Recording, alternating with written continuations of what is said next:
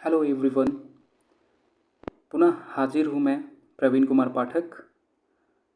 घटना चक्र पूर्वावलोकन भारतीय राज्य व्यवस्था एवं शासन की अगली सीरीज़ लेकर।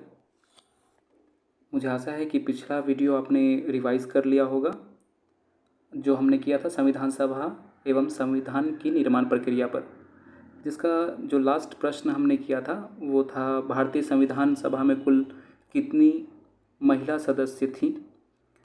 तो इसका हमने रिवाइज़ किया था और ये 15 इसका आंसर है जो कि हमने पिछले सेशन में, पिछले वीडियो में इसका हम लोगों ने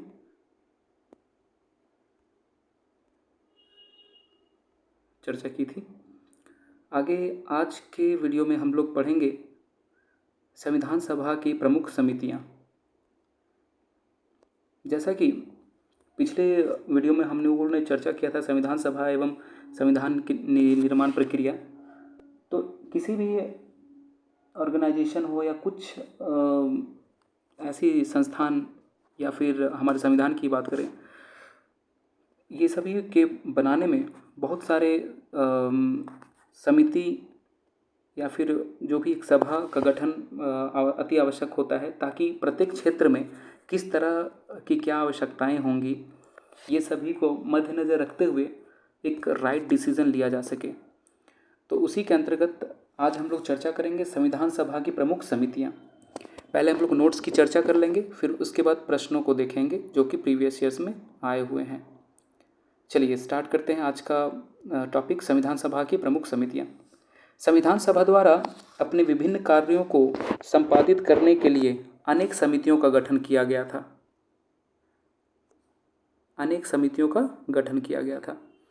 प्रमुख समितियां एवं उनके अध्यक्षों का विवरण इस प्रकार है। समितियां बनी और उनके अध्यक्ष जो हैं वो कुछ इस प्रकार हैं। संघीय संविधान समिति, ये काफ़ी इम्पॉर्टेंट है, इसके अध्यक्ष थे पंडित जवाहरलाल नेहरू। प्रक्रिया विषयक नियमों संबंधी समिति डॉक्टर राजेंद्र प्रसाद। संचालन समिति डॉक्टर राजेंद्र प्रसाद। प्रारूप समिति भीमराव अंबेडकर, जिन्होंने संविधान का एक प्रारूप रेडी किया था। मौलिक अधिकारों, अल्पसंख्यकों, जनजातीय और अपवर्जित क्षेत्रों संबंधी सलाहकार समिति। मूल अधिकार उप समिति, अल्पसंख्यक समिति, पूर्वोत्तर सीमांत जनजातीय क्षेत्रों और असम के अपवर्जित एवं आंशिक रूप से अपवर्जित क्षेत्रों संबंधी उपसमिति, अपवर्जित और आंशिक रूप से अपवर्जित क्षेत्रों असम के अतिरिक्त संबंधी उपसमिति। ये सभी के मैं चर्चा कर दूं तो इसमें मौलिक अधिकार और अल्पसंख्यकों एवं जनजातीय और अपवर्जित क्षेत्रों के संबंधी सलाहकार समिति जो थे उसके अध्यक्ष थे सरदार वल्लभ भाई पटेल। मूल अधिकार के जेबी कृपलानी। अल्पसंख्यक उपसमिति एचसी मुखर्जी। पूर्वोत्तर सीमांत जनजातीय क्षेत्रों असम के अपवर्जित एवं आंशिक रूप से अपवर्जित क्षेत्रों की उपसमिति गोपी बारदोलाई। और अपवर्जित और आंशिक रूप से अपवर्जित क्षेत्र असम के अतिरिक्त जो संबंधी उपसमिति थे उसके अध्यक्ष थे एवी ठक्कर। संघीय शक्तियों संबंधित समिति के अध्यक्ष थे पंडित जवाहरलाल नेहरू। प्रांतीय संविधान समिति सरदार वल्लभ भाई पटेल। प्रांतीय संविधान समिति ये बहुत ही इंपॉर्टेंट है, जिसके द्वारा हैदराबाद, कश्मीर, ये सभी जो हैं इन लोगों को भारत देश में मिलाया गया था। कार्य संचालन के जो अध्यक्ष थे order of business KM Munshi. संबंधी समिति सदन समिति बी पट्टाभी सीतारामैया। राष्ट्रीय ध्वज संबंधी तदर्थ समिति डॉक्टर राजेंद्र प्रसाद। संविधान सभा के कार्यकरण जीवी मावलंकर। राज्यों संबंधित समिति जवाहरलाल नेहरू। वित्त स्टाफ समिति राजेंद्र प्रसाद। और प्रत्यय पत्र क्रेडेंशियल संबंधी समिति अल्लादी कृष्ण स्वामी अय्यर। अब हम लोग आगे चर्चा करेंगे प्रारूप समिति के अध्यक्ष भीमराव अंबेडकर के बारे में। प्रारूप समिति में अध्यक्ष भीमराव अंबेडकर समेत कुल 7 सदस्य थे।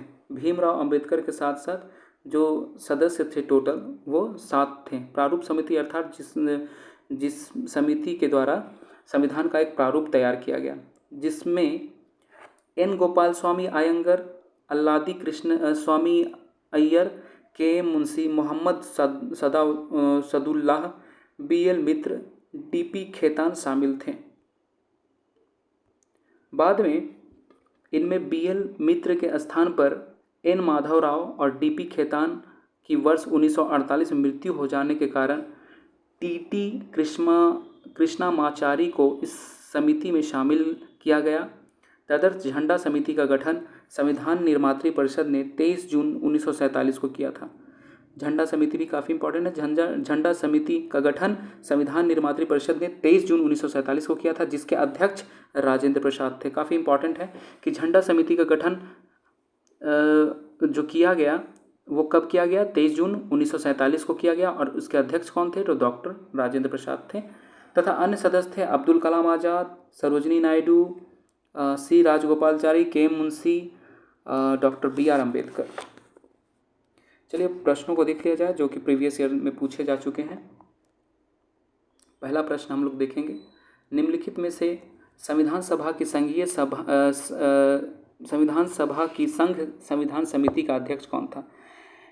तो संघ की जब भी बात आएगी, यहाँ पर एक चीज़ आप कॉमन है वो नोट करके रखेंगे, जब भी संघ की बात आएगी तो हमेशा वो जवाहरलाल नेहरू रहेंगे। ठीक है, संविधान सभा की संघ संविधान समिति का अध्यक्ष कौन था, जवाहरलाल नेहरू। आइए इसका एक्सप्लेनेशन देख लेते हैं।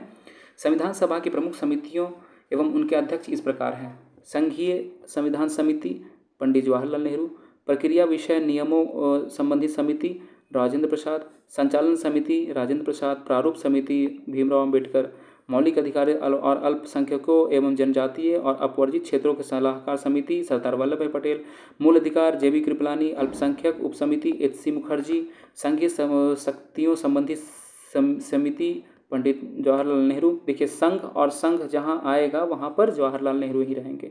प्रांतीय संविधान समिति, प्रांतीय ये तो आप सभी जानते हैं, सरदार वल्लभ भाई पटेल, इनका काफ़ी बड़ा योगदान रहा था भारत को एक अच्छा मैप देने में।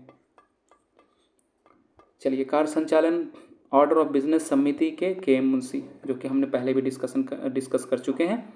प्रश्न संख्या 2, संविधान सभा की प्रांतीय संविधान समिति का अध्यक्ष कौन था। प्रांतीय, देखिए प्रांतीय जब भी बोला जाए, प्रांत जो एक एरिया जो बॉर्डर जो बनाएगा प्रांत, तो प्रांत में हमेशा याद रखिएगा सरदार पटेल हैं, जिन्होंने भारत को एक बहुत ही अच्छा मैप प्रदान किया सभी राज्यों को भारत से जोड़कर। भारतीय संविधान सभा की प्रारूप समिति के अध्यक्ष कौन थे। प्रारूप समिति के अध्यक्ष डॉक्टर BR अम्बेडकर थे, क्योंकि इन्होंने ही संविधान सभा का प्रारूप तैयार किया। आइए प्रश्न संख्या 4 देख लें।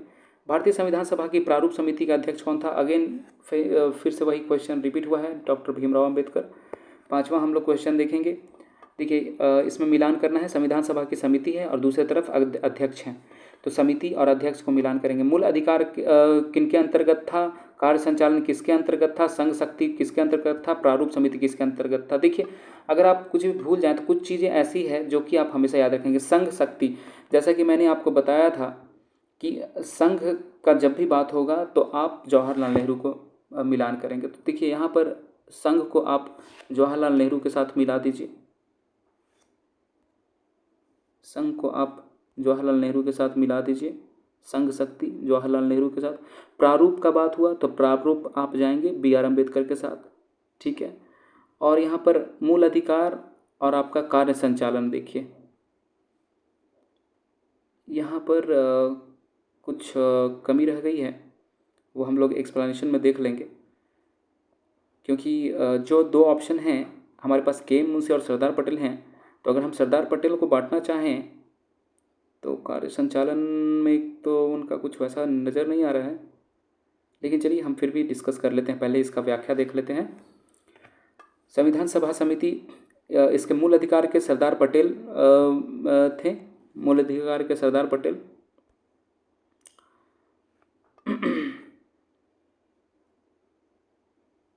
यहाँ पर हम लोग एक नज़र देख लेंगे जो मूल अधिकार के थे।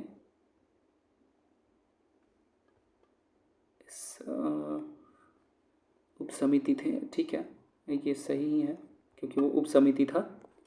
तो यहाँ पर मूल अधिकार सरदार पटेल इसके अध्यक्ष थे, संचालन समिति के डॉक्टर राजेंद्र प्रसाद थे, संघ शक्ति का जवाहरलाल नेहरू थे और प्रारूप समिति के BR अम्बेडकर थे। नोट, के मुंशी कार्य संचालन संबंधी समिति ऑर्डर ऑफ बिजनेस के अध्यक्ष थे। अंग्रेजी एवं हिंदी के प्रश्नों में इस संदर्भ में अंतर होने के कारण राजस्थान लोक सेवा आयोग द्वारा इस प्रश्न को मूल्यांकन से बाहर कर दिया गया था। तो कभी कभी ऐसा प्रॉब्लम होता है कि आपके हिंदी के जो प्रश्न हैं वो इंग्लिश से मैच नहीं करते, जिस कारण छात्रों को कभी या तो हानि उठानी पड़ती है या फिर आयोग उसे हटा देते हैं। इसलिए आपसे एक ही रिक्वेस्ट है, जब भी आप कभी कुछ क्वेश्चन मतलब लगे कि ये क्लियर नहीं समझ पा रहे हैं, तो एक बार जो इंग्लिश का जो क्वेश्चन दिया हुआ है उसको एक बार ज़रूर रीड कर लें, तो उससे आपको क्लियर हो जाएगा कि ये प्रश्न क्या पूछना चाह रहा है। ठीक है। संविधान सभा द्वारा स्थापित मौलिक अधिकारों और अल्पसंख्यकों हेतु सलाहकार समिति के अध्यक्ष कौन थे? देखिए, सलाहकार समिति के अध्यक्ष तो ये थे सरदार पटेल। मौलिक अधिकारों और अल्पसंख्यकों हेतु सलाहकार समिति के अध्यक्ष कौन थे? सरदार पटेल। व्याख्या देख लेते हैं। सरदार पटेल संविधान सभा द्वारा स्थापित मौलिक अधिकारों और अल्पसंख्यकों हेतु सलाहकार समिति के अध्यक्ष थे। मौलिक अधिकारों और अल्पसंख्यकों हेतु सलाहकार समिति के अध्यक्ष थे, जबकि सलाहकार समिति की उप समितियों में मूल अधिकार, देखिए उप समिति और समिति के मेन जो अध्यक्ष हैं, उप समितियों के मूल अधिकार में उप समिति के अध्यक्ष JB कृपलानी और अल्पसंख्यक उप समिति के अध्यक्ष HC मुखर्जी थे। उप समिति और समिति में ध्यान देंगे।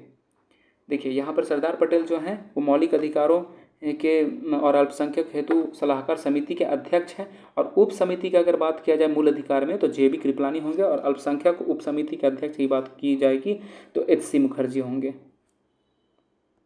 क्लियर है? चलिए प्रश्न संख्या 7 की ओर हम लोग बढ़ेंगे। डॉक्टर BR अम्बेडकर की अध्यक्षता में संविधान सभा की प्रारूप समिति के कितने सदस्य थे? देखिए बहुत ही इम्पॉर्टेंट और बहुत ही सिंपल क्वेश्चन है। देखिए यहाँ पर जो प्रारूप समिति में कितने सदस्य थे? तो 6 सदस्य थे। 6 सदस्य थे, जैसा कि हमने यहाँ पर भी डिस्कशन किया था। देखिए प्रारूप समिति का सदस्य जो थे वो कुल 7 थे। कैसे 7 हुए? भीमराव अम्बेडकर को लेकर, और ऐसे जो नॉर्मल सदस्य पूछ दिए जाए तो आप 6 आंसर देंगे। डॉक्टर BR अम्बेडकर की अध्यक्षता में संविधान सभा की प्रारूप समिति के कितने सदस्य थे? 6 सदस्य थे, और अम्बेडकर जी को लेकर 7 हो जाएंगे। ठीक है। डॉक्टर BR अम्बेडकर की अध्यक्षता में गठित संविधान सभा की प्रारूप या पांडुलेखन समिति में 6 अन्य सदस्य थे। ये थे N गोपाल स्वामी अयंगर, अल्लादी कृष्ण स्वामी अय्यर, के मुंशी, मोहम्मद सादुल्लाह, BL मित्र एवं DP खेतान। इनमें से BL मित्र के स्थान पर N माधव राव और DP खेतान की वर्ष 1948 में मृत्यु के बाद TT कृष्णामाचारी को इस समिति में शामिल किया गया था। चलिए, तो ये भी प्रश्न पूछा जा सकता है कि DP खेतान और N माधव राव की मृत्यु के पश्चात किसको समिति में शामिल किया गया था? तो TT कृष्णामाचारी को शामिल किया गया था। निम्नलिखित में से कौन संविधान के प्रारूप समिति के सदस्य थे? प्रारूप समिति मतलब जो प्रारूप रेडी करने के लिए। देखिए यहाँ पर अल्लादी कृष्णा स्वामी अय्यर थे।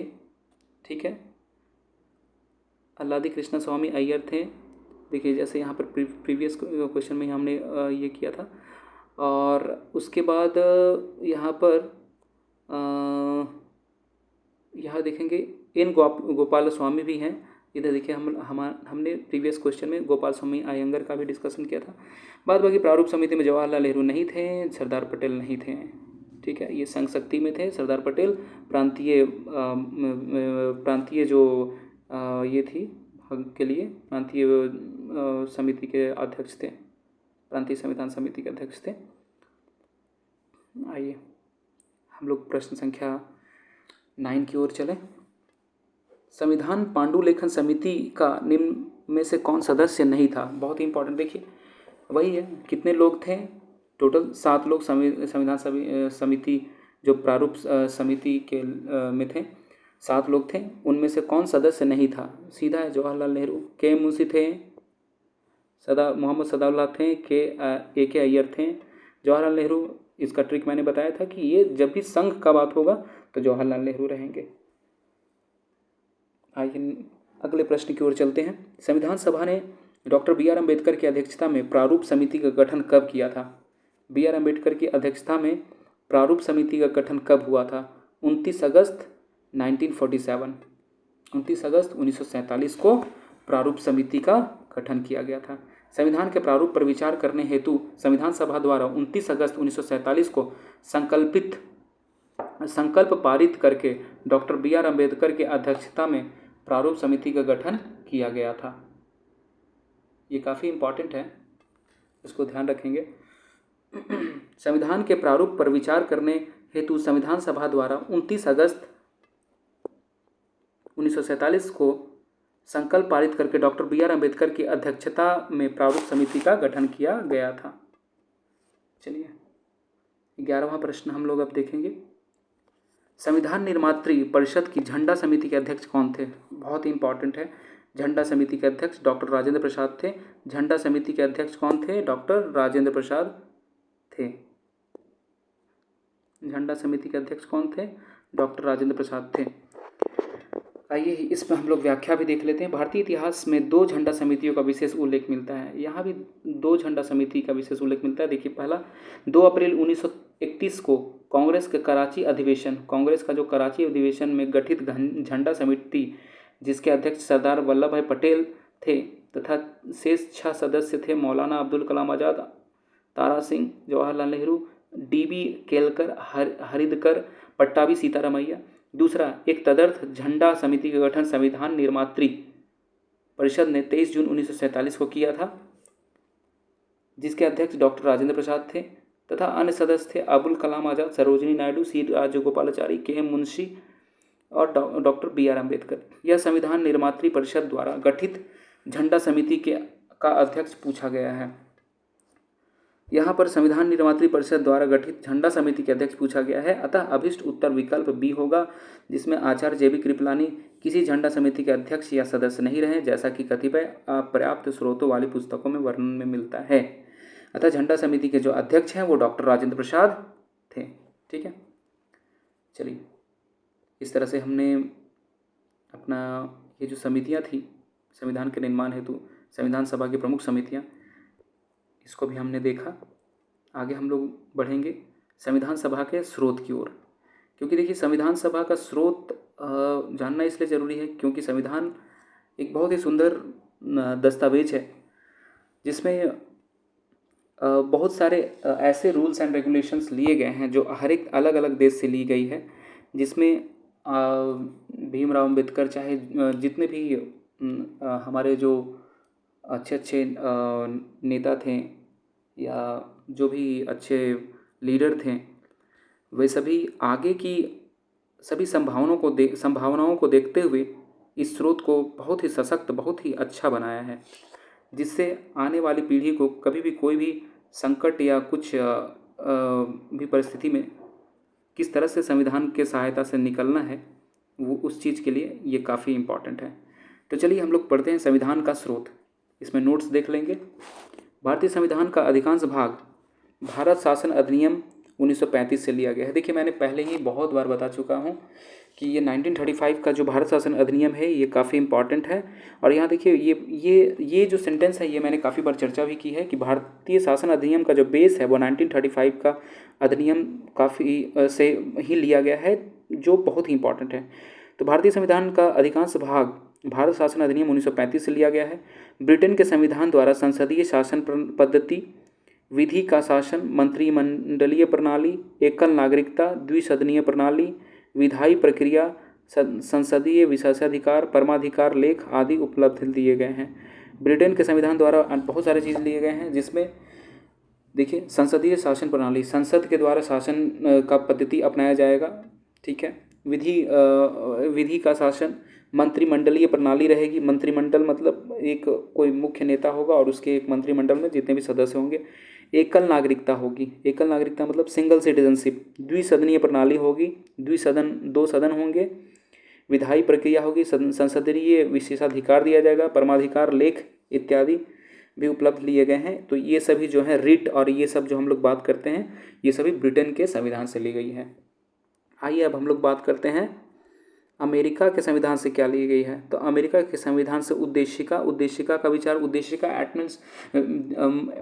का अर्थ है प्रियम्बल, प्रस्तावना जो हम लोग बात करते हैं। उद्देशिका का विचार न्यायिक पुनरावलोकन, न्यायिक पुनर्विलोकन, न्यायपालिका की स्वतंत्रता, मूल अधिकार, उपराष्ट्रपति का पद, राष्ट्रपति पर महाभियोग, उच्चतम न्यायालय, उच्च न्यायालय के न्यायाधीशों को हटाए जाने के उपबंध ग्रहण किए गए हैं। ये कहाँ से ग्रहण किए गए हैं? अमेरिका से। तो अमेरिका से क्या क्या चीज़ लिया गया है? प्रियम्बल, उद्देशिका का विचार, न्यायिक पुनर्विलोकन, न्यायपालिका की स्वतंत्रता, मूल अधिकार, उपराष्ट्रपति का पद, राष्ट्रपति पर महाभियोग और उच्चतम न्यायालय तथा उच्च न्यायालय के न्यायाधीशों को हटाए जाने के उपबंध ग्रहण किए गए हैं। आइए अब हम लोग देखें आयरलैंड से क्या लिया गया है। अमेरिका के संविधान से ये लिया गया, ब्रिटेन से ये लिया गया। अब हम लोग देखेंगे कि आयरलैंड से क्या लिया गया। तो यहाँ बहुत इंपॉर्टेंट है कि आयरलैंड से नीति निर्देशक तत्व लिए गए, राष्ट्रपति की निर्वाचन पद्धति अपनाई गई, राज्यसभा में कुछ सदस्यों के नामांकन सम्मिलित किए गए। ये सभी आयरलैंड से ली गई थी। इसमें सबसे इंपॉर्टेंट जो है वो है राज्य का नीति निर्देशक तत्व। इस पर हम लोग अलग डिस्कस भी करेंगे। आयरलैंड से ली गई है जो कि, और राष्ट्रपति की निर्वाचन पद्धति, राज्यसभा में कुछ सदस्यों के नामांकन का भी सम्मिलित है।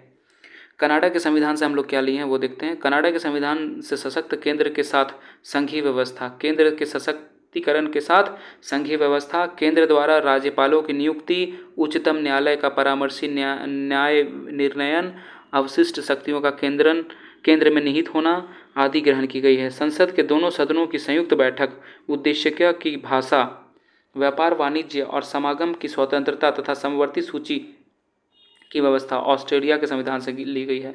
तो ऑस्ट्रेलिया के संविधान से क्या ली गई है? संसद के दोनों सदनों की जो संयुक्त बैठक होती है वो ली गई है।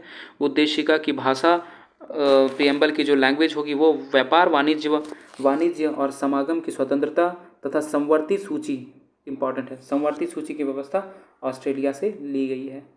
ठीक है, देखिए सूची तीन तरह के होते हैं, राज्य सूची, संघ सूची और समवर्ती सूची। समवर्ती सूची वह सूची होती है जिसमें राज्य और केंद्र दोनों ही नियम बना सकते हैं और जो दोनों ही मतलब केंद्र और राज्य दोनों पर ही दोनों इस पर एक्शन ले सकते हैं और दोनों का इस पर चर्चा कर सकते हैं। जैसे कि इसका एग्जांपल मैं दे दूं, शिक्षा केंद्र सरकार के बजट में भी पास होती है कि इसमें हम कितना योगदान देना है इस फिनेंशियल ईयर में, और राज्य सरकार के द्वारा भी ये इनिशिएटिव लिया जाता है। तो शिक्षा कॉमन है, वो केंद्र सरकार के लिए भी वो देखरेख करेगी शिक्षा के लिए कि क्या करना है, और राज्य सरकार भी इस पर अपना ध्यान देगी। आइए अब हम लोग पढ़ते हैं जापान से क्या लिया गया है। जापान से विधि द्वारा स्थापित प्रक्रिया तथा दक्षिण अफ्रीका के संविधान से संविधान संशोधन की व्याख्या तथा राज्यसभा के सदस्यों के निर्वाचन ग्रहण किया गया है। देखिए, जापान से विधि द्वारा स्थापित प्रक्रिया ली गई है, दक्षिण अफ्रीका से संविधान संशोधन की व्याख्या ली गई है तथा राज्यसभा के सदस्यों का निर्वाचन ग्रहण किया गया। मूल कर्तव्य और तथा प्रस्तावना में न्याय, सामाजिक, आर्थिक एवं राजनीतिक के आदर्श। एक बार फिर से हम लोग देख लेते हैं कि मूल कर्तव्य तथा प्रस्तावना में न्याय, सामाजिक, आर्थिक एवं राजनीतिक के आदर्श जो हैं, देखिए फिर से इसको पढ़ लेंगे। मूल कर्तव्य में तथा प्रस्तावना में न्याय, सामाजिक, आर्थिक एवं राजनीतिक के आदर्श को सोवियत संघ यानी रूस से लिया गया है। तो रूस सोवियत संघ से क्या लिया गया है? रूस सोवियत संघ में जो भी है, ये मूल कर्तव्य तथा प्रस्तावना में न्याय, सामाजिक, आर्थिक एवं राजनीतिक के आदर्श जो है सोवियत संघ से लिया गया है। फ्रांस के संविधान से प्रस्तावना में, देखिए फ्रांस के संविधान से प्रस्तावना में क्या क्या लिया गया है? स्वतंत्रता, समता, बंधुता का आदर्श तथा गणराज्य की अवधारणा ली गई है। जबकि जर्मनी से संघ को आपातकालीन शक्तियां और आपातकाल के दौरान मूल अधिकारों के निलंबन की व्यवस्था होती है। देखिए, जब भी आपातकाल की घोषणा होती है तो जो भी सिटीज़न होते हैं उस देश के, उनके जो मूल अधिकार होंगे वो ख़त्म हो जाएंगे। तो आपके जो भी अधिकार हैं, सपोज़ आपके राज्य में मुख्यमंत्री नहीं है तो उस कंडीशन में क्या होगा? चीफ मिनिस्टर अगर नहीं होते हैं तो उस कंडीशन में क्या होता है? राज्यपाल शासन लगता है। राज्यपाल शासन लगता है, इसका मतलब हुआ कि सरकार जो केंद्र सरकार जो है उसके अंतर्गत राज्यपाल की नियुक्ति केंद्र सरकार ही द्वारा की जाती है। तो वो शक्तियाँ जो है राज्य की वो पूरी सरकार के हाथों में चली जाती है, केंद्र सरकार के हाथों में चली जाती हैं।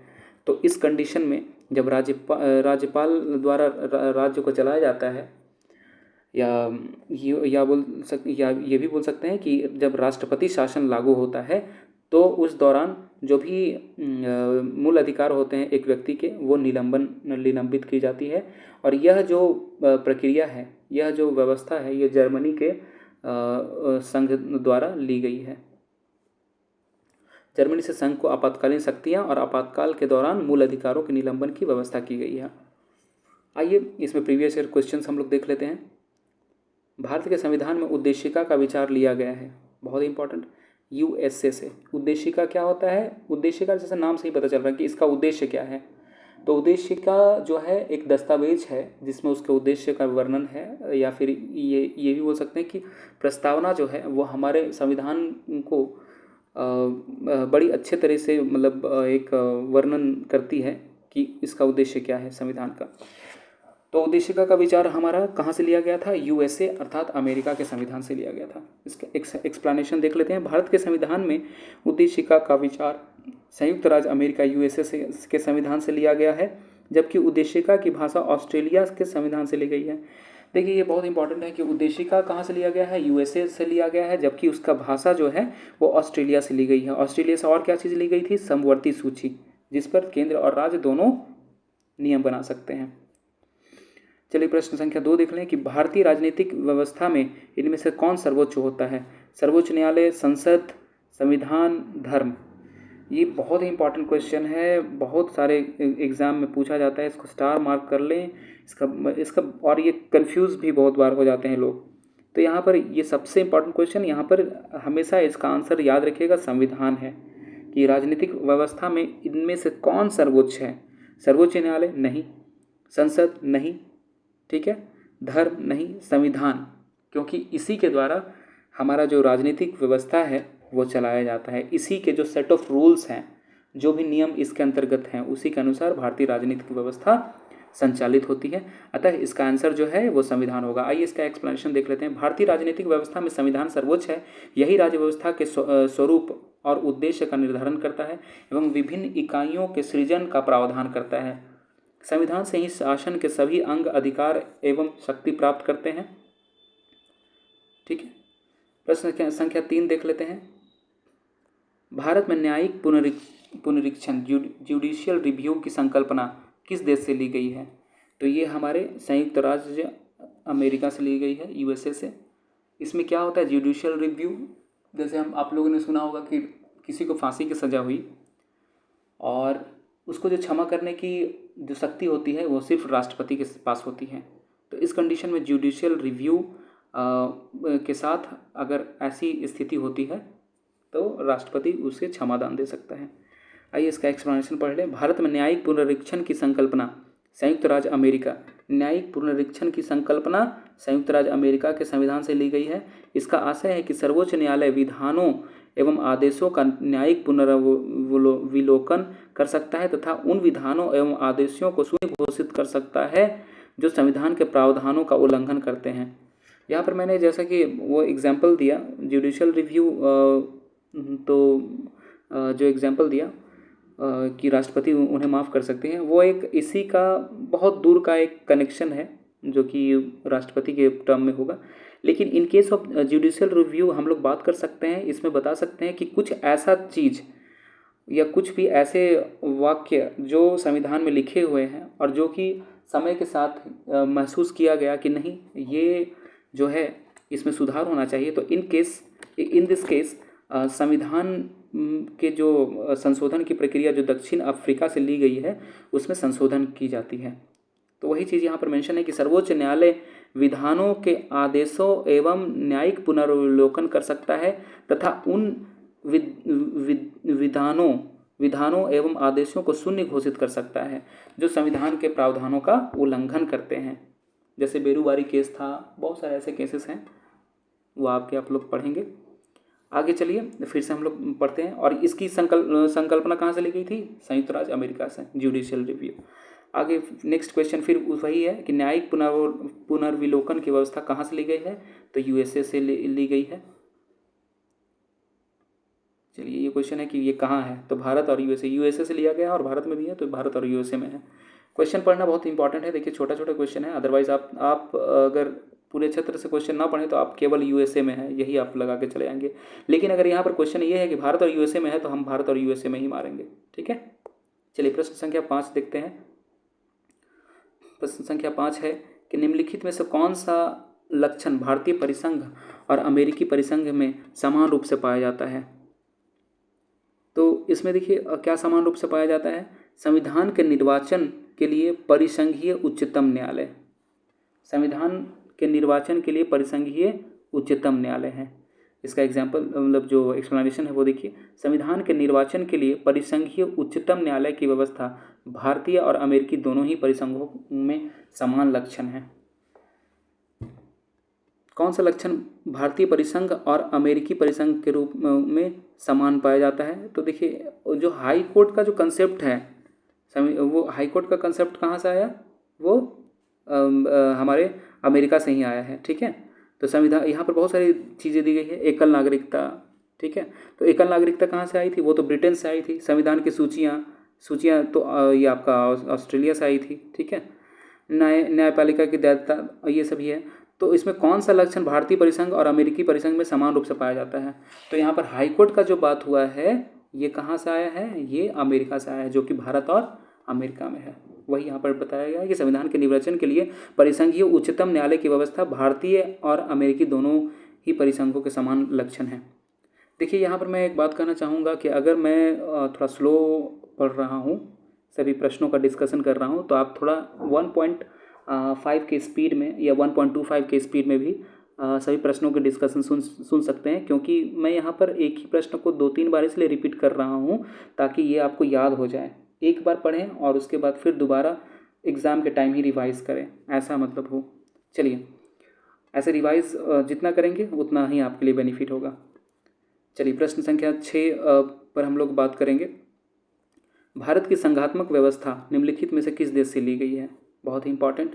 संघीय जो व्यवस्था है वो कनाडा से ली गई है, हम लोग पीछे डिस्कशन किए थे।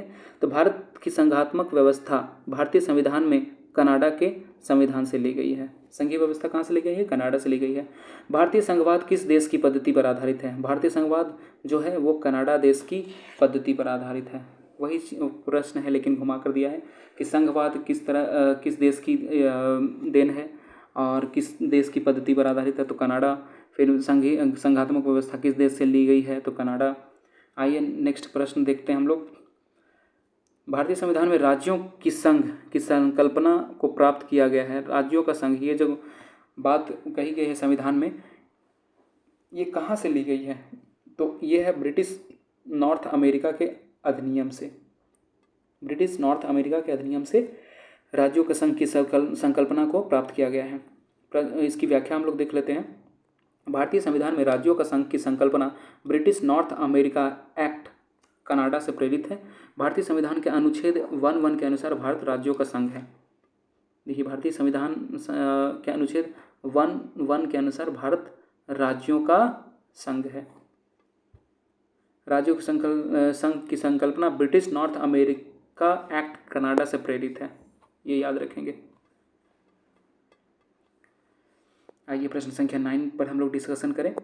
भारत के संविधान में सम्मिलित समवर्ती सूची किस देश से ली गई है? बी, ऑस्ट्रेलिया से ली गई है। ठीक है, याद रखेंगे। झारखंड PCS 2003 में पूछी गई प्रश्न है। आइए प्रश्न इसका व्याख्या भी देख लें हम लोग। भारत के संविधान में समवर्ती सूची को ऑस्ट्रेलिया के संविधान से लिया गया है। इस सूची में ऐसे विषय शामिल हैं जिन पर केंद्र एवं राज्य, मैंने पहले ही बताया था, केंद्र एवं राज्य दोनों कानून बनाने का अधिकार रखते हैं। दोनों द्वारा निर्मित कानूनों में टकराव की स्थिति में केंद्र द्वारा निर्मित कानून ही मान्य होगा। इसे 7वीं अनुसूची में शामिल किया गया है। अभी हम लोग अनुसूची भी डिस्कस करेंगे, तो इसे 7वीं अनुसूची में 7वीं अनुसूची में रखा गया है। ठीक है, तो ऐसा भी स्थिति हो सकता है कि जिसमें केंद्र और राज्य दोनों का तो अधिकार है, लेकिन अब राज्य भी कुछ कानून बनाए हैं और केंद्र भी कुछ कानून बनाए हैं। तो इस स्थिति में जब टकराव की स्थिति होगी तो केंद्र द्वारा निर्मित कानून ही मान्य होगा। इसे 7वीं अनुसूची में शामिल किया गया है। किसे? समवर्ती सूची को। भारत ने समवर्ती सूची की संकल्पना उद्धृत की है। कहाँ से? ऑस्ट्रेलिया से। सी नंबर, ठीक है। आगे बढ़ेंगे। 7वीं अनुसूची में वर्णित समवर्ती सूची की अवधारणा को ग्रहण किया है ऑस्ट्रेलिया से। भारत के संविधान में समवर्ती सूची की अवधारणा गृहीत की है। 12वां जो प्रश्न है उसमें ऑस्ट्रेलिया के संविधान से। देखिए बहुत सारे क्वेश्चन एक ही तरह के रिपीट हो रहे हैं, इसलिए घटना चक्र को ऐसा नहीं है कि बहुत टाइम लगेगा, हाँ, बट बार बार रिवाइज करना होगा। और वो सभी क्वेश्चन को देखिए थोड़ा सा उलट फेर करके जो भी है एक ही क्वेश्चन को बार बार रिपीट किया गया है, तो देख लीजिए कि ये कितने इंपॉर्टेंट है। और एक कॉपी और पेन आप हमेशा रखेंगे, जिससे क्या टॉपिक आपको पढ़ना है और क्या छोड़ना है वो आप कम समय में भी अच्छा प्रैक्टिस कर सकें, अच्छा तरीके से रिवाइज कर सकें, और पूरी मोटी की मोटी बुक ना पढ़ के शॉर्टकट मीन्स ये नहीं कह रहा हूँ कि सफलता के लिए शॉर्टकट इट मीन्स कि आप क्या चीज़ पढ़ना है बस उतना ही पढ़ें जितना जो आपके सिलेबस में है, जो आपके प्रीवियस ईयर क्वेश्चन में डिस्कशन होता है। प्रीवियस ईयर क्वेश्चन अगर आप कर लेते हैं तो गारंटी है कि आप एग्ज़ाम क्रैक करेंगे, क्योंकि आप पैटर्न समझ जाते हैं, क्योंकि आपको जो प्रश्न पूछने का तरीका है वो समझ जाते हैं, क्योंकि आप सिलेबस में जो भी टॉपिक मेंशन है वो उसमें इम्पॉर्टेंस समझ जाते हैं कि कौन सा टर्म, कौन सा सिलेबस का पार्ट इम्पॉर्टेंट है या उसके अनुसार कौन सा चैप्टर इम्पॉर्टेंट है। इसलिए प्रीवियस ईयर क्वेश्चन बहुत ही इंपॉर्टेंट है। इसको जितना ज़्यादा आप रिवाइज कर सकें। कभी कभी तो ऐसा होता है कि हूबहू प्रश्न और उसके जो ऑप्शंस हैं वो एक साथ रिपीट हो जाते हैं, इसलिए प्रीवियस ईयर्स बहुत ही इंपॉर्टेंट है। First is syllabus, second is previous year questions. Syllabus आपको याद होना चाहिए, दूसरा प्रीवियस ईयर क्वेश्चन भी आपको याद के जैसे ही होने चाहिए, ठीक है। चलिए आगे बढ़ते हैं। प्रश्न संख्या 13, भारतीय संविधान में राज्य के नीति निर्देशक तत्वों की संकल्पना किस देश से ली गई है? देखिए ये काफ़ी इंपॉर्टेंट है। अब देखिए नीति निर्देशक तत्व आयरलैंड से ली गई है, मैंने पहले ही बताया था। भारतीय संविधान में राज्य के नीति निर्देशक तत्वों की संकल्पना जो है, नीति निर्देशक तत्व की संकल्पना जो है वो आयरलैंड के संविधान से ली गई है। संविधान में इसे भाग 4 में रखा गया है। भाग और अनुसूची हम लोग अभी पढ़ेंगे। भाग 4 में रखा गया है, और अनुच्छेद जो आर्टिकल 36 से 51 जो है इस तक में उपबंधित किया गया है। किसे? राज्य के नीति निर्देशक तत्वों को। तो संविधान के भाग 4 में और अनुच्छेद 36 से 51 में नीति निर्देशक तत्वों को उपबंधित किया गया है, और ये लिया गया है आयरलैंड से। चलिए प्रश्न संख्या 14 हम लोग देखेंगे। प्रश्न संख्या 14 देखेंगे। भारतीय संविधान में अन्य देशों की संविधानों से कुछ विशिष्टताओं को लिया गया है। किस देश का राज्य के नीति निर्देशक तत्व के निर्माण में योगदान है? आयरलैंड, ठीक है। राज्यसभा के गठन में प्रतिभा, अनुभव एवं सेवा को प्रतिनिधित्व देने में भारतीय संविधान निर्माता निम्नलिखित उदाहरण से प्रभावित हुए। तो इसका आंसर है आयरिश गणतंत्र। देखिए इसका व्याख्या देख लीजिए, क्वेश्चन को फिर से रिपीट कर लेते हैं। राज्यसभा के गठन में प्रतिभा, अनुभव एवं सेवा को प्रतिनिधित्व देने में भारतीय संविधान निर्माता निम्नलिखित उदाहरण से प्रभावित हुए थे। आयरिश गणतंत्र। राज्यसभा के गठन में प्रतिभा, अनुभव एवं सेवा में प्रतिनिधित्व देने नामांकन के द्वारा में भारतीय संविधान निर्माता आयरिश गणतंत्र से प्रभावित थे, ठीक है। तो प्रतिभा के बेस पर जैसे सचिन तेंदुलकर हैं, अनुभव या सेवा का जो प्रतिनिधित्व देने के लिए भारतीय संविधान निर्माता आयरिश गणतंत्र से प्रभावित हुए थे। प्रश्न संख्या 16 में देख लेते हैं हम लोग। भारतीय संविधान के लक्षण और किस देश से गृहीत हैं वो? मूल अधिकार संयुक्त राज्य अमेरिका, ठीक है। शासन की संसदीय प्रणाली यूके ब्रिटेन से। आपात उपबंध राज्य के नीति निर्देशक तत्व ये हमारे आयरलैंड से है। और आपात उपबंध जर्मनी एंड जो भी है कनाडा। तो इसमें हम लोग जो आंसर हो जाएगा सी। देखिए ए का जो है 2 संयुक्त राज्य अमेरिका। शासन की संसदीय प्रणाली बी का जो है 1 ये यूके या अर्थात ब्रिटेन ब्रिटेन ब्रिटेन। आगे हम लोग पढ़ेंगे इसमें सी देख लेते हैं, आपात उपबंध कहाँ से ली गई है। तो सी का 4 आपात उपबंध लिया गया है जर्मनी से। और डी डी का व्याख्या डी जो राज्य के नीति निर्देशक तत्व हैं वो आयरलैंड से लिए गए हैं। देखिए यहाँ पर ऑप्शन 5 है, बट कोई इशू नहीं है, हमें बस याद रखना है। ये क्वेश्चन काफ़ी इंपॉर्टेंट है क्योंकि इस यहाँ पर बहुत सारी चीज़ों को डिस्कशन एक ही साथ हो जा रहा है। चलिए इसको मिलान कर लेते हैं। मूल अधिकार संयुक्त राज्य अमेरिका, संसदीय प्रणाली ग्रेट ब्रिटेन यूके, आपात उपबंध जर्मनी के वाइमर संविधान से, जर्मनी के संविधान को वाइमर कहते हैं, ठीक है। राज्य के नीति निर्देशक तत्व आयरलैंड से लिए गए हैं। नेक्स्ट हम लोग प्रश्न अब करेंगे 17 में। देखिए क्या है, निम्नलिखित में से कौन सा युग्म सही सुमेलित नहीं है। मौलिक अधिकार अमेरिका से सही है, राज्य के नीति निर्देशक तत्व आयरलैंड से सही है, केंद्र की अवशिष्ट शक्तियाँ और आपातकालीन शक्तियाँ। देखिए यहाँ पर ऑस्ट्रेलिया जो है इसमें केंद्र की अवशिष्ट शक्तियाँ जो है ये गलत है, आपातकालीन शक्तियाँ जर्मनी से ली गई है। ऑस्ट्रेलिया से समवर्ती सूचियाँ ये सब जो है, तो इसका व्याख्या हम लोग देख लेते हैं। भारतीय संविधान में कनाडा के संविधान से सशक्त केंद्र के साथ संघीय व्यवस्था, कनाडा के संविधान से सशक्त केंद्र के साथ संघीय व्यवस्था, अवशिष्ट शक्तियों का केंद्र में निहित होना, केंद्र द्वारा राज्यपालों की नियुक्ति, उच्चतम न्यायालय का परामर्शी न्याय निर्णयन आदि ग्रहण किए जाते हैं। जबकि संसद के दोनों सदनों की संयुक्त बैठक, उद्देशिका की भाषा, व्यापार वाणिज्य और समागम की स्वतंत्रता तथा समवर्ती सूची की व्यवस्था ऑस्ट्रेलिया के संविधान से ग्रहण किए गए हैं।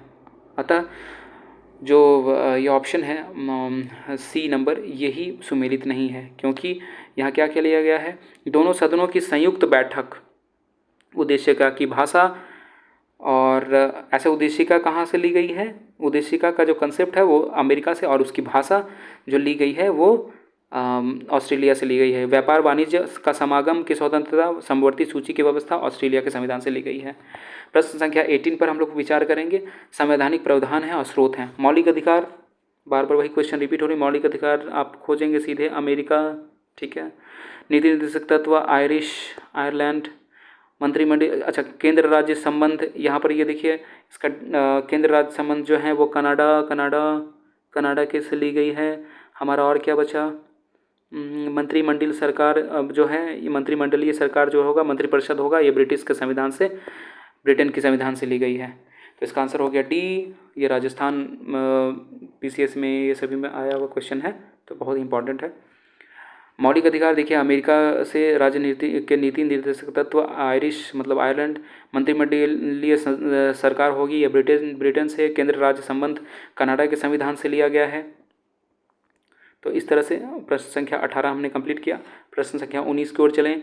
विधि का शासन जो है वो इंग्लैंड से लिया गया है। नेक्स्ट हम लोग पढ़ेंगे विधि द्वारा स्थापित प्रक्रिया, ये हम लोग बस एक ही है जापान में। विधि की द्वारा स्थापित प्रक्रिया जापान, राष्ट्रपति के विचारार्थक राज्यपाल द्वारा विधेयक को सुरक्षित रखना, ये हम लोगों ने लिया है कनाडा से। और विस्तृत उभयनिष्ठ सूची, ये हम लोगों ने लिया है ऑस्ट्रेलिया से। तो यहाँ पर हम लोग डिस्कशन कर लेंगे फिर से। डिस्कशन में वैसा कुछ नहीं है क्योंकि यही चीज़ रिपीट है, फिर भी एक बार रिवाइज कर लेंगे। विधि का शासन इंग्लैंड से, विधि द्वारा स्थापित प्रक्रिया जापान से, राष्ट्रपति के विचारार्थ राज्यपाल द्वारा कनाडा से, विधेयक सुरक्षित रखना, विस्तृत उभयनिष्ठ सूची ऑस्ट्रेलिया से। प्रश्न संख्या 20 में डिस्कशन करेंगे अब हम लोग। 20 में क्या है, तो 20 में है सूची 1 और 2 में भारतीय संविधान के मद और जिस देश से अपनाया गया। तो राज्य के नीति निर्देशक सिद्धांत आयरलैंड से। नेक्स्ट हम लोग डिस्कस करेंगे नीति निर्देशक सिद्धांत जो हैं वो आयरलैंड से लिए गए हैं। उसके बाद अब हम लोग मूल अधिकार जो है वो अमेरिका से लिया गया है। और संघ राज्य संबंधों की समवर्ती सूची, ये ऑस्ट्रेलिया से, समवर्ती सूची ऑस्ट्रेलिया से।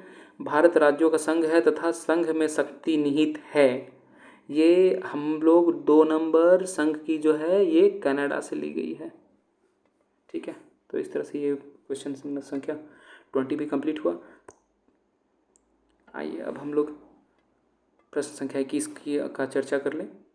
भारतीय संविधान के मौलिक कर्तव्यों का विचार लिया गया है। मौलिक कर्तव्य का जो विचार है वो लिया गया है, मौलिक कर्तव्य जो लिया गया है वो रूस से लिया गया है। रूस पूर्व सोवियत संघ के संविधान से, जैसा कि मैंने पहले भी डिस्कशन किया था, पूर्व सोवियत संघ रूस के संविधान से मौलिक कर्तव्य लिया गया है। मौलिक कर्तव्य कहाँ से?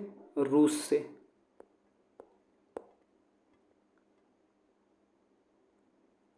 रूस से मौलिक कर्तव्य लिए गए हैं। और मौलिक अधिकार अगर बोला जाए तो अमेरिका से। मूल कर्तव्य अनुच्छेद 51 का क से स्टार्ट होता है। मूलतः अंगीकृत संविधान के भाग नहीं थे। इन्हें 42वें संविधान संशोधन 1976 द्वारा सम्मिलित किया गया। ये मूल कर्तव्य पूर्व सोवियत संघ के संविधान से लिया गया है। चलिए कथन ए और कारण आर पर डिस्कशन करेंगे। भारत का संविधान सबसे अधिक लंबा हो गया है। चलिए इस पर भी डिस्कस कर लें कि लंबा हो गया। ये बात सही है कि हाँ हमारा सबसे बड़ा लिखित संविधान है। या आप चलते उड़ते भी मतलब जो तैयारी करते हैं उनसे सुन लेंगे, या फिर जब संविधान के बारे में सुन ही लेंगे। और उसका कारण बताया जा रहा है कि मौलिक अधिकारों का अध्याय अमेरिकन संविधान के मॉडल से लिया गया है। हाँ ये भी सही है, मौलिक अधिकार तो अमेरिका से ही लिया गया है। अब और मौलिक कर्तव्य रूस से लिए गए हैं। तो अब यहाँ पर हम लोग जो ऑप्शन यहाँ पर है वो उसमें आंसर है बी। ए और आर दोनों सही हैं, दोनों सही हैं, परंतु आर ए की सही व्याख्या नहीं है। देखिए ए जो है बोल रहा है सबसे संविधान जो है हमारा अधिक लंबा हो गया है, और ए की सही व्याख्या कारण अगर उसका बताया जाए तो मौलिक अधिकारों का अध्याय अमेरिका संविधान के मॉडल से लिया गया। नहीं, ये लिया तो गया है लेकिन इसका कोई कारण ये नहीं है कि संविधान इस कारण लंबा हो गया। तो इसलिए ये जो व्याख्या सही जो बैठेगा वो ए आर दोनों सही है, परंतु आर ए की सही व्याख्या नहीं है। ओके, तो अब हम लोग आगे बढ़ेंगे। भारत की संविधान विश्व का सबसे बड़ा संविधान है। सही है, विश्व का सबसे बड़ा संविधान भारत का संविधान है। इसमें 22 भाग हैं, 395 अनुच्छेद हैं, 12 अनुसूचियां हैं। मौलिक अधिकारों का अध्याय अमेरिका के संविधान के मॉडल से लिया गया है, परंतु मात्र मौलिक अधिकारों की वजह से ही भारतीय संविधान लंबा नहीं हुआ। इसलिए ए और आर दोनों सही है, परंतु आर ए की सही व्याख्या नहीं करता है। प्रश्न संख्या 23 देखेंगे हम लोग। भारतीय संविधान में सन्निहित मूल अधिकारों की अवधारणा किस देश से? मूल अधिकार और मूल कर्तव्य हमेशा याद रखेंगे। मूल अधिकार हम लोग संयुक्त राज्य अमेरिका, मूल कर्तव्य जो लिए हैं हम लोग रूस से लिए हैं। मूल कर्तव्य रूस से, और मूल अधिकार हम लोग कहाँ से लिए हैं? संयुक्त राज्य अमेरिका से लिए हैं। हमेशा याद रखेंगे इसको।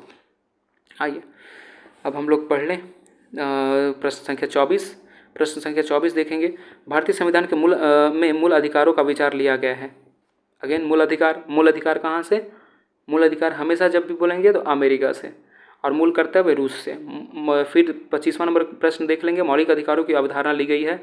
मौलिक अधिकार जो हैं वो कहाँ से लिए गए हैं? यूएसए से। और मौलिक कर्तव्य रूस से। लिखित संविधान का प्रारंभ किस देश से हुआ है? ये बहुत इंपॉर्टेंट क्वेश्चन है। लिखित संविधान का जो प्रारंभ हुआ है वो अमेरिका से हुआ है। ये बहुत ही इंपॉर्टेंट क्वेश्चन है, इसे स्टार मार्क कर लेंगे।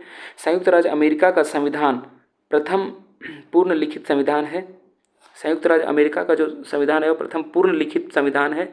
यह विश्व का सबसे छोटा लिखित संविधान है, और सबसे बड़ा लिखित संविधान हमारा भारत का है। इसमें मात्र 7 अनुच्छेद हैं। ओह माय गॉड, ये तो बहुत ही आश्चर्यचकित चीज़ है ना? जिसमें मात्र 7 अनुच्छेद हैं, और हमारा कहाँ है? कितना? 395 अनुच्छेद हैं। तो संयुक्त राज्य अमेरिका का जो है वो लिखित संविधान है, और इसी ने प्रारंभ किया था। आइए देखिए, ये विश्व का सबसे छोटा लिखित संविधान है जिसमें मात्र 7 अनुच्छेद शामिल हैं। वहीं भारत का संविधान विश्व का सबसे बड़ा लिखित संविधान है, और जिसमें 395 अनुच्छेद शामिल हैं। भारत का संविधान लंबा होना भी चाहिए, क्योंकि यहाँ अनेकता में एकता, इतनी सारी विविधताएं हैं, उसके बावजूद भी हमारे देश में एकता बनी हुई है। इतने सारे जाति धर्म के लोग सभी रहते हैं, तो यहाँ पर हर एक धर्म और हर किसी को रहने का अधिकार, समानता मिले, उसी के लिए जो नीति निर्देशक तत्व आयरलैंड से लिए गए हैं, इत्यादि बहुत सारे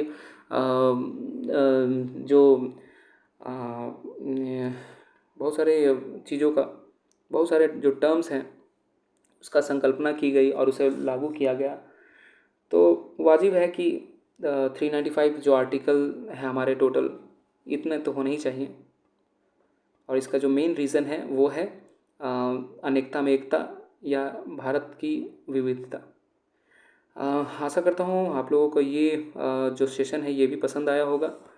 चलिए अब नेक्स्ट वीडियो में हम लोग मिलेंगे। अगर आपको ये अच्छा लगा हो ये वीडियो और अपने अपने रिवाइज को आप अच्छे से अगर कर पा रहे हैं तो कमेंट कीजिएगा कि आपको कैसा लग रहा है और आप क्या और आगे चाहते हैं, किस तरह से आपका रिवाइज हो, कुछ और मॉडिफिकेशन चाहते हैं तो मुझे ज़रूर बताइएगा। धन्यवाद।